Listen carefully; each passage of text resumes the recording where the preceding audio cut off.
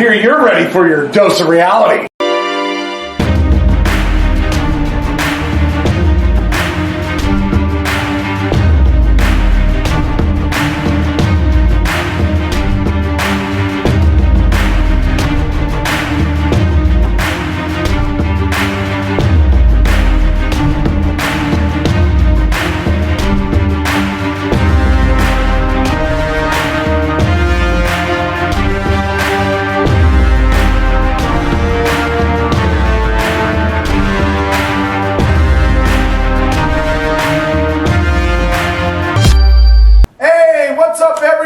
Welcome to another episode of the Dr. Quack Podcast. I'm your host, Dr. Quack. And I'm the important one, Mr. Mayhem. And today, it's time to learn what your job is.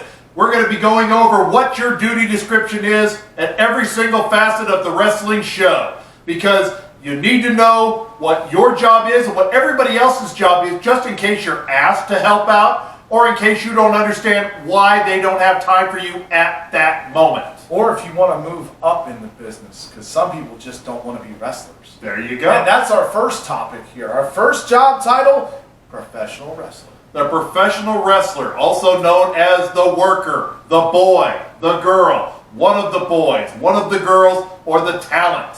And also known as the furniture mover. Yes. The workers do the majority of the heavy lifting in and around the wrestling arena. Unless you work for WWE, AEW, TNA, you are the setup and teardown crew. It may be on the students, but not every league has students. So if your league doesn't have students, wrestlers, you're the furniture movers. You're setting up the ring. You're tearing it down. You're setting up the chairs. You're tearing it down. You're moving around the concession stands, the gimmick stands, and all of that stuff. That's your first job. Now, if you're lucky enough to have a company that has students, you should still be out there helping out because you make yourself valuable to the promoter by helping. Workers should be always willing to help.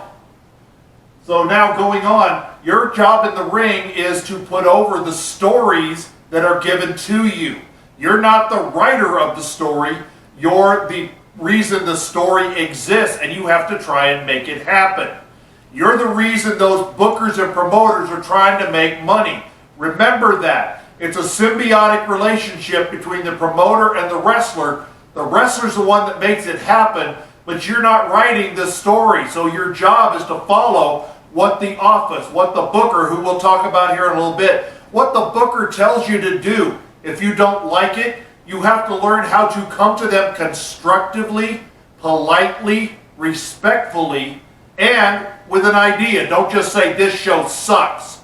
Tell them why. Tell them what maybe you could offer to be better. And if they say no, but they thought about it, they listen to what you had to say. It's their show, not yours. Exactly. You're getting paid by them. Pay me is the old saying there. Now we got manager. Manager. Now what we're talking about on the manager here is the in front of the camera or in front of the crowd manager that escorts or seconds a wrestler to the ring. Managers, although they are a lost art, it's too bad, they're very, very important. Managers are out there, one, to help people talk. Not everybody is a good talker. Not everybody has the ability to get on a microphone and sound smart, intelligent, strong, and menacing. Brock Lesnar, if you ever listen to Brock Lesnar talk, there's a reason they gave him Paul Heyman. Because he talks like this, he sounds like he's really stupid. He's not a stupid man. He has a degree, but he sounds stupid. And that's why Paul Heyman has always been with Brock Lesnar. Managers do that. Plus, managers are also listening to the crowd because they have time to listen. Sometimes you don't. They have time to help stir up the crowd, cause some heat, or cause some shine. Usually you don't see a manager with a baby face, they're usually with a heel, but they're out there listening and reminding you, hey, it's time to take over, it's time to let them do something. You know, they're kind of helping control things along with the referee, which we'll get to the referee in a couple of minutes, but the managers are out there kind of help direct traffic and keep the match flowing, trying to make money for those promoters. So so those promoters make more money, can pay you more money. Exactly. That manager has a big responsibility, though, out there in the ring. He's out there to look out not only for the wrestler himself, but he's also out there to look out to see if there's anything wrong. Like if there's a board in the ring that's down, he's probably going to be able to see that. You know, that's part of his responsibility. He's engaging with the crowd. And he's probably going to take some bumps. Yes. And the last thing the manager's there for on these independent shows, they don't have a lot of police security. They don't have a lot of armed escorts or things like that. In the old days, the 50s and 60s, people used to get stabbed. People used to get acid and stuff thrown on them. That doesn't happen anymore, luckily. But those managers still are watching for that fan who thinks he's too drunk and he can whip everybody's butt and wants to jump in the ring. The manager's usually the first person to slow that down or to stop it. Managers are very important, and if you've got somebody you don't agree with, but they're assigned to be your manager, still show them some respect. They've got your back. And I've got one little thing to add on this, because if you're a wrestler and a fan tries to attack you, if they jump in that ring, you have two options. Two. Either A, you got to take them out in the ring and beat them up and detain them, or B, you have to run away. Because if you get beat up by a fan, your character is no longer believable. Yes, and we're going to carry on with that. All 50 states, if a fan jumps into your ring, you are allowed to assault them without charges as long as you do not hurt them badly. And I mean choking them out, breaking an arm or something like that. You can pin them, hold them down, detain them legally in all 50 states. If you don't think you can do it, run. Yeah, that is definitely what you should be doing. But moving along here, now we're talking about the referee. Yes, the referee, the wrestler, and the manager, the three of them are your show. They're the ones that do everything that gets noticed by the crowd. The referee, usually the head referee in the independent circuit, is the booker if the booker is not the promoter. And the booker is, again, as we explained last week's show, the person who's writing and telling the story. Often called because he's got the book of everybody and what's happening. And that's where the nickname Booker came from. So the referees out there, they have to remember all the matches that are assigned to them. So it's a lot of times the referee is going to be the one coming to you, hey, you know, you got 12 minutes, we want this kind of finish going on. But they have to remember for everybody. The referee, just like the manager, also is the one kind of directing traffic of, hey, you're starting to lose the crowd. Do something different. Hey, the crowd's getting really hot. Let's ramp this up a little bit. Hey, you're at 10 minutes. You're supposed to go home in 12 minutes. Go home, by the way, means to end the match. Home is the locker room. So when you go home or take it home, that means they finish up the match in about a minute. So the referee is the one telling you, okay, we're at 10 minutes. Take it home. The referee's the one checking to make sure if somebody has a bad fall, did they get hurt? You don't want to do that as opponents, although you check on each other. The referee's usually the one to do that. The referee is also one that passes messages. If I'm in one corner and he's in the other corner and I want him to come charge at me, I'll wave the ref over like I'm hurt and tell the ref, all right, have him come get me. And then that guy will go over and talk to the other wrestler, and then all of a sudden here he comes.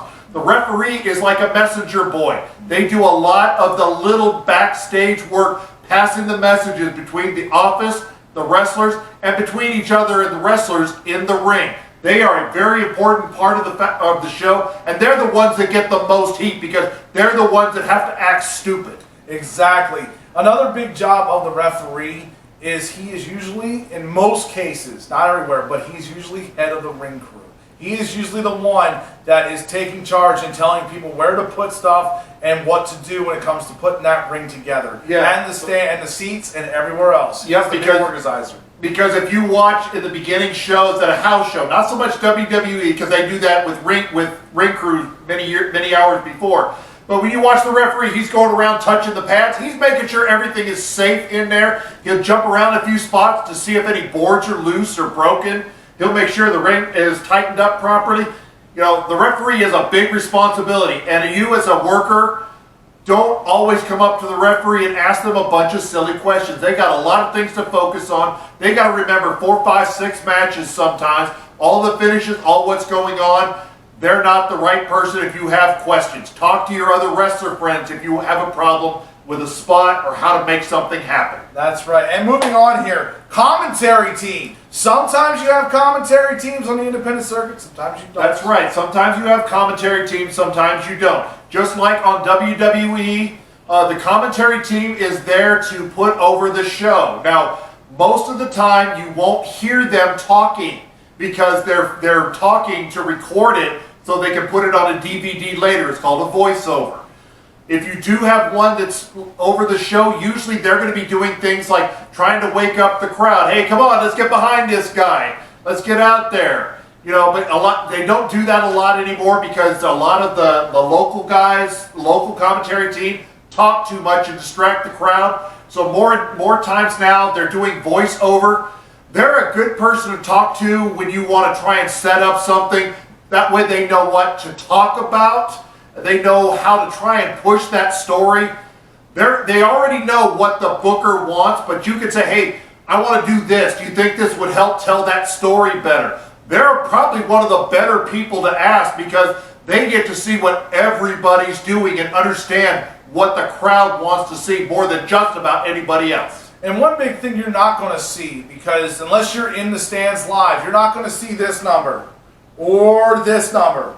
Right, I'm holding two fingers here and one.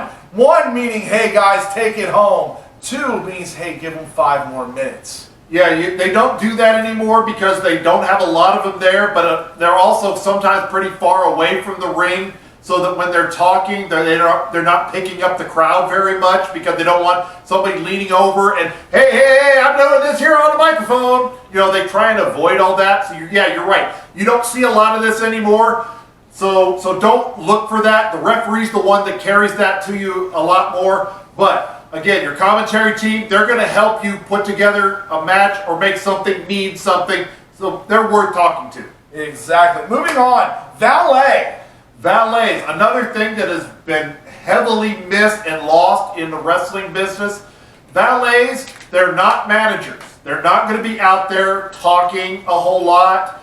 They're mostly out there for eye candy and for distraction purposes.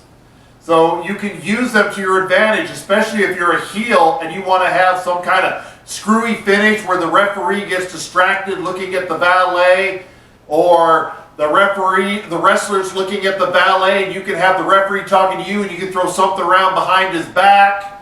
You know, you can do stuff like that. But the valets, usually they're the ones that coordinate with the backstage people getting your gear back safely so that fans don't steal it. Now, if you don't have valets, some places don't. They will have security people that do that. But otherwise, that's what the valets are for. Valets are there to protect your stuff, and they're there to be a separate piece to help you put together your show. Exactly right. Moving on, security. Security. Now, what we're talking about here are the workers. Mostly the time they're students, or they show up because they're working on trying to get on the show and they don't have a spot for them this show. So usually they're wrestlers. They're going to walk people out to the ring. Their job is to keep you safe. If you don't have a manager or you don't have a valet, they're the ones watching the crowd. They're the ones watching for when somebody tries to get in the ring. They also sometimes have what are called spots. Spots are a little thing of 2 or 3 moves where you want to have the 2 guys fight each other and you want the security to pull them apart to add realism to a match. That's what your security guys who are trained wrestlers will do. Sometimes they know somebody's going to be jumping out of the crowd on purpose. They're the ones that will pull them away because of the realism. They don't want the real police because the real police aren't always smartened up. So usually they'll tell, all right, this person's coming out of the ring, let this person here who's our wrestling security go and get them. But their job is also to protect the backstage. They don't want you hanging out. You don't want fans listening, hey, what are they talking about back there? Hey, what's going on? They're going to clear that out. They want to keep the backstage clean and clear. And these next 3 kind of go together. This is the concessions, the merch table, and the front door ticket. Yes, these people are the most important people next to the wrestlers because if you don't have a front ticket person in there, you sold your show for free. Nobody made money. The merchandise people they're the ones, if a lot of times, a lot of shows, you're not allowed to set up your own merchandise. They'll have somebody do it. And then you got to give the show part of it because they're out there protecting your stuff. You can only be out there for so long before you have to go back there and wrestle. You're not there just to sell merchandise, you're there to wrestle. So a lot of times they put somebody out there to protect your stuff. That's the merchandise person. The concession person, people get hungry. People get thirsty. People like to eat hot dogs and drink beer.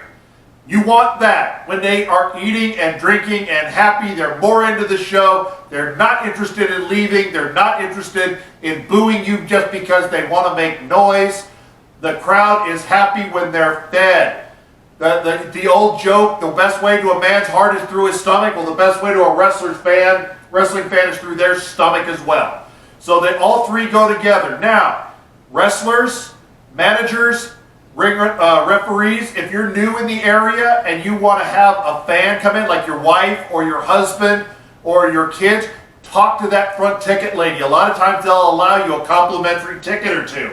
You've got to coordinate that and you're new in the area through the promoter. Yes. But you always let the ticket person know who your comp ticket is if your league allows comp tickets. If you have concessions or if you have merchandise, find out from that promoter before you get there, can you man your own merchandise table or do you have to be one of their people?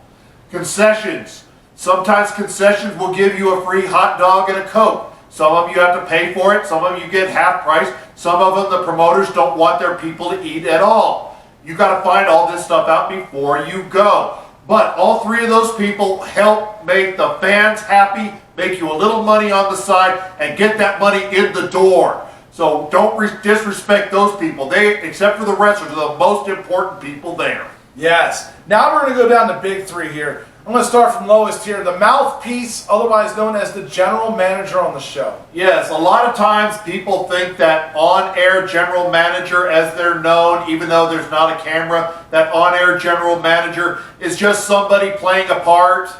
Well, yes, they are, but they're usually also the other liaison between the backstage and the wrestlers. When the promoter needs to pass something along or make a big announcement out there, usually the promoter doesn't go out there. Usually the booker doesn't go out there because who's going to believe the referee? All right, coming up next, nobody's going to buy that from the referee. So an on-air general manager is that other promoter or other booker that's trying to build more interest in your show. They're trying to build more interest into you if you've given them something for them to go on. So your on-air general manager is another good person if you want to propose an idea to get it up to management. That's somebody you're not going to interfere with. They don't have a lot of duties on the average. Usually they're just one of the boys in most cases.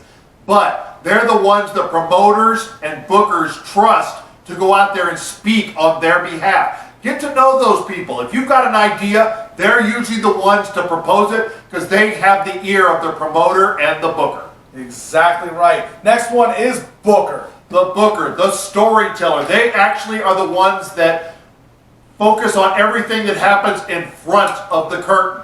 They were the ones that want to have the crowd show up. They're trying to tell the story to make people come back for more. Tell your friends, bring your friends to come back for more. That's the responsibility of the booker and no one else.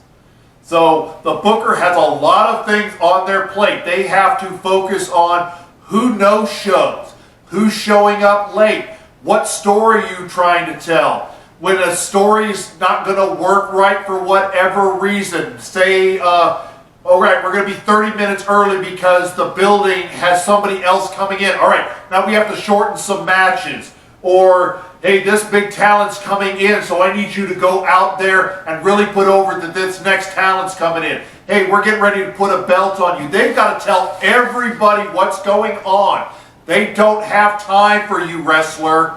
Do not come up to them with your ideas. That's where I said, that's where you've got your referee, if the referee is not a booker. That's where you have your manager. You have your commentary team. You have your on-air general manager. Don't talk to the booker. The booker you'll talk to Facebook. You'll talk to them by phone if they give you a phone. That's not really done anymore. It's more Facebook and email.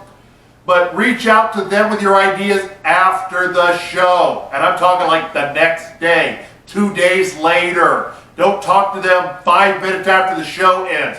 They're still busy because when they get done, they have to set everybody up with who's going to be coming back. And usually that booker is also the guy giving you your payday envelope. That's right. And finally, probably the man and most important in some respects, the promoter. The promoter, the man, the reason you're there. He's the one usually who is the money. He cares about everything happening behind the curtain and what happens outside the building. The promoter's the one setting up any kind of advertising, whether it's on radio, television. So if the promoter asks you to send in a little 30-second camera time or a little blurb, a little something about yourself, send it to them because they plan on using it to kind of push their show. That means they respect you and they care about you and making you a little bit bigger star inside your world or their world. Those promoters do that on purpose because they're also trying to figure out who cares about my product and who doesn't. They usually will push people that care about their product. So just like the booker, don't bother the promoter. They've got to focus on the concessions money. They've got to focus on is the merchandise table set up properly. They've got to check on the advertising. They're the ones talking like if security is not going to be there. Or if they have to have a medical personnel. Some states, Oklahoma is a prime example, has to have a doctor and an ambulance on scene before the show can even start. They're the ones making sure wrestlers who are required to have licenses. Maryland's a prime example. If the Maryland Athletic Commission walks in and somebody doesn't have their license, the show is shut down and it's a $10,000 fine. So the promoter's working on making sure all of that is fixed and taken care of. So they're looking out for your best interest, but if they're the ones, their money, their name, their bond is on the line. So don't bother them and don't complain when you're not getting used. As we say a lot of times, don't get mad, get better. And you talk to those people that we previously mentioned. But the referees, the managers, the on-air personality, the commentary. Those guys can help you become better. The promoter's usually not the person to talk to. And I'm going to tell you a big thing they're responsible for, and that is sponsors. When you have sponsors on a show, and I'm talking anybody on that show, don't mess with the sponsors. Do what they need to do, because they're the ones paying the money for the show. Yes, don't badmouth that sponsor. If you could plug them a little bit, I'm sure the promoter won't have a problem with that unless they specifically tell you don't do it. But usually the sponsors, they're paying money. They're advertising their product on your show. Sponsor them. Give them some love. That's exactly right. Well, that's our show here on Do Your Job. What is your job? So we hope you understand, wrestlers, when the booker says he doesn't have time or when the promoter says he doesn't have time, I hope you understand why. They have a lot more responsibilities than your idea. Like I said, there's other avenues to get that across. And promoters, bookers, you have to understand, sometimes the wrestlers may see things from a different point of view than you do. Try not to get mad and try and encourage them to go to these other people that we've mentioned. The on-air personalities, the managers. Some of those people who have time to listen to that idea and bring it to you so that everybody works together, because everybody wants the show to succeed. Everybody wants to make money. We want you now to understand why sometimes the other side gets mad, and hopefully everybody makes wrestling better in 2021. That's right. Thank you for tuning in, everyone. This is our 5th episode. Our next episode is a special request here. This is actually called Booking 101. This is where we're going to teach how to handle the book. Yes, the things that you want to do right, the things you can do wrong. The order of matches matters, why you do certain matches, and in what order all matters. We're going to cover all of that in our next episode. I'm your host, Dr. Quack. And I'm the important one, Mr. Mayhem, saying thanks for listening. If you have any ideas, please leave a comments at the bottom. Otherwise, like, share, subscribe. If you know an independent wrestler that needs some of these lessons, send them these links. We'd appreciate that. I'm sure they will too. And we're out.